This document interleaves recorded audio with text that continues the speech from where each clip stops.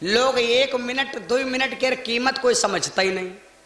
बहुत ऐसे गाँव मदी में हो तो कहो दिन भर गप्पे मारा कर रहे, चाहे अरे यार संझा हो गया 200 ठेलवा हम तबेरे से के रोटी खा गए संझा ले गप्पे मारा के गप्पन हम दिन पार कर दी।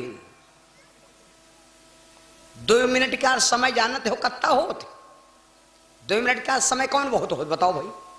और 2 मिनट का समय अत्ते जने हो और वह कहो सब जने जान जाओ, अपने अपने जगह जान जाओ। 2 मिनट का हो घड़ी देख लो, घड़ी देख लो, मोबाइल के घड़ी देख लो, अब खाली यू प्रतिज्ञा कह लो कि हम 2 मिनट सांक नहीं ले आब, मोह बात कह लो, लाख कह लो खाली, या ना लाख कह पाओ तो दूसरे से लाख करवा लो, पड़ोसी बैठो और चबिया पकड़ ले तुमका, देखो सिंघाड़ा का सांखी निकाले लगे हो। 2 मिनट में आप बगुला हो जाओ फूल, और जो वो कसे रहा तो चले जाइ हो तब जान जाओ कि 2 मिनट का समय का होत। तो जब 2 मिनट हो सांक नहीं रोक सकते है तो ये दिन भर गप्पन हम काहे लाई जा रहे हो? ये बात का समय अनमूल्य है, जीवन बहुत मूल्य है।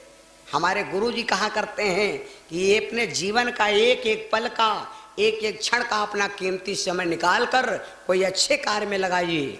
ये हमारे गुरु जी का कहना।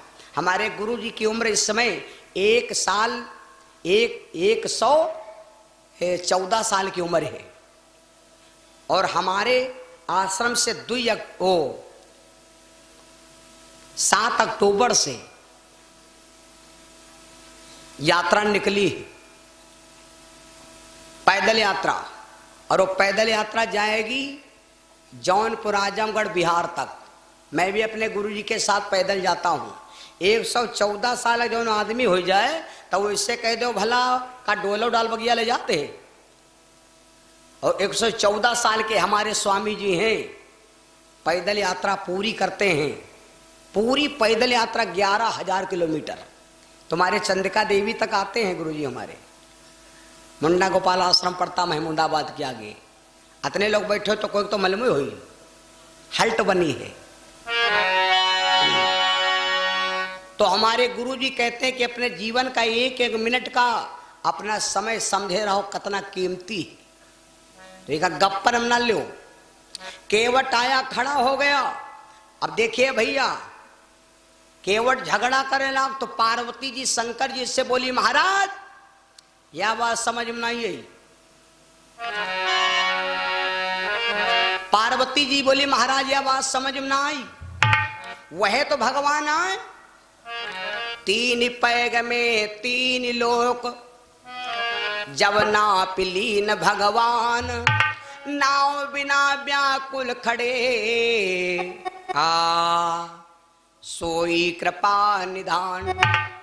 3 पैग में राजा बलि के तीनों लोग नाप लिए थे, और तनकी सरी गंगा बद गए। आज केवट के डाब सुन रहे भगवान।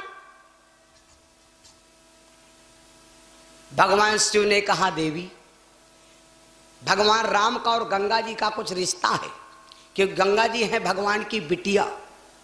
भगवान बेटी के ऊपर पैर रखना नहीं चाहते, बेटी के ऊपर पैर रखना नहीं चाहते, इसीलिए सोचा कि हमारी मर्यादा बच जाए।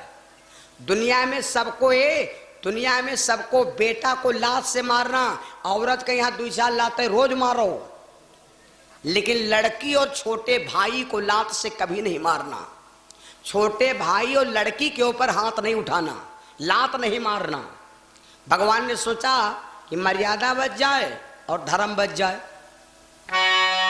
भवानी कहा लगी महाराज एक बात बताओ, अगर यह बात है, और दूसरा कारण भगवान ने समझा कि एक तो गंगा जी पर पैर ना पड़े, दूसरा कारण यूं समझा कि जो नाव है, नाव का हमें उद्धार करना है। यह नाव कौन है भैया? ये एक राजा था, इसका नाम था चित्रकेतु। एक बार स्वर्ग में सब देवताओं का लगा गाने वाला अखाड़ा, वहां पर सभी सब गान बजान कर रहे थे। राजा चित्रकेतु खड़ा हो गया, और खड़े होकर के राजा बोला देवताओं से महाराज हम हो गवैया हम। देवताओं ने कहा तू भी गा ले, welcome to very so much. Chitraketu गंधर्व सुजाना, चित्रकेतु गंधर्व सुजाना, गावती रहे वो मधुर सुर ताना। चित्रकेतु गंधर्व सुजाना, गावती रहे वो मधुर सुर ताना।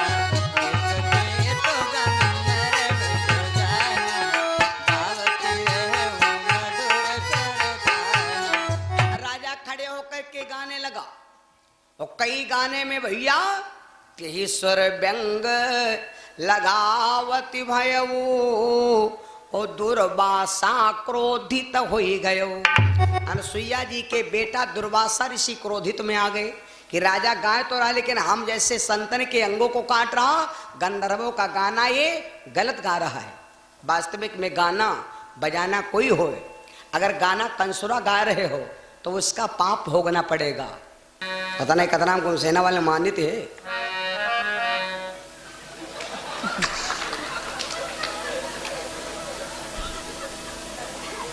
तुम सबको एक गाना सुने नहीं सुने? नहीं सुने? गाना सुने खातिर कान नहीं उठे रहे हो भैया।